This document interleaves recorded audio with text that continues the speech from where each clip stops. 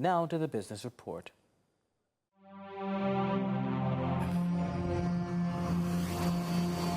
Lots to share with you in the business report today. The over 18,000 shareholders of GraceKennedy Limited from around the world would have been pleased to note the extraordinary year the organisation has just achieved, with Group CEO Don Wehby highlighting revenue milestones on GK's journey towards its stated ambition of becoming the #1 Caribbean brand in the world by 2030. Well, we had a good year, as our chairman mentioned.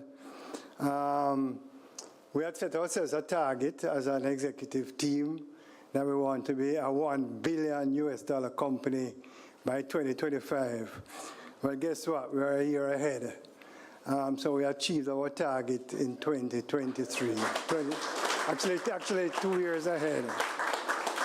So our next target is that we want some more of that $1 billion flowing to the bottom line. Nevertheless, we are very proud. So if we look at our financial results, revenues of $155 billion. Andrew's going to get into the details. We're 9.5% up. And you can see that our profits are up.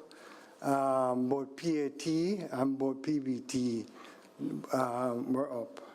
Very strong performance in all the divisions. GK has 4 strategic drivers focused on accomplishing that objective, as described by the Group CEO. So we have 4 strategic drivers at GraceKennedy. Consumer centricity. We believe that if we get it right with our consumers, everything will fall in place. Our internal processes, I'm going to comment on that. Sustainable growth and innovation. Innovation in this world is going to be so important in terms of new products and services. And I'm going to be sharing with you some innovative strategies that we're going to be using for 2024 and beyond. The extended vision may also include a potential listing on an overseas exchange. Listing of GraceKennedy on the International Stock Exchange is not something that is going to be immediate. It is a medium-term objective, and we are going to be continuing to have discussions with international investment bankers in terms of timing, size of the company to list.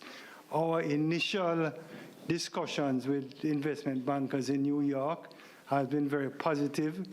There seems to be a lot of interest in ethnic food companies listing on the International Stock Exchange. So we will continue to monitor the market to ensure that the timing will be right when we list.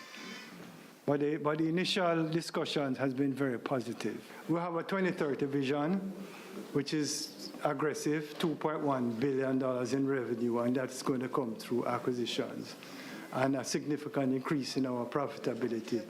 So the funds that we raise is going to be support that growth that we have outlined in our 2030 vision. More immediately, the emergence of the GK One app as the #1 digital wallet for processing remittances according to the Bank of Jamaica, as well as the expansion of its availability to 4 more countries, gives useful insight into the growing recognition of the GK brand and potential growth streams. What we have seen with GK One is that people are actually our customers, our consumers are actually sending funds on a Sunday.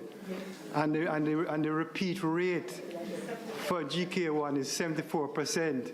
So, Mr. Chairman and shareholders, obviously they like the experience of using GK1 because 74% is extremely high. Wehby, who also reiterated GK's commitment to manufacturing and supporting the Jamaican tourism industry, which remains a focal point of GK's food business, admits that the incorporation of AI is also another frontier of exploration for the group. We have set up a specialized team through the GraceKennedy Group to see the pros and cons of using AI. AI is going to change the world.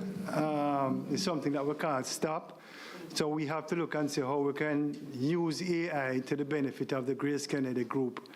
And my early indications are that there's going to be some amount of AI being used, and it could result in cost savings and a lot of innovations. But that's a great question, and it's something that the board of directors is particularly interested in terms of how we execute on it. So Deidre has her team in place, and she'll submit a report to me very shortly, initial report very shortly, to see how we can start moving forward in a more decisive way in terms of AI. And that was your business report. I'm Joel Crossgill. Up next, the market summary. CVM News at 7 continues with Curlin and Stephen after the break.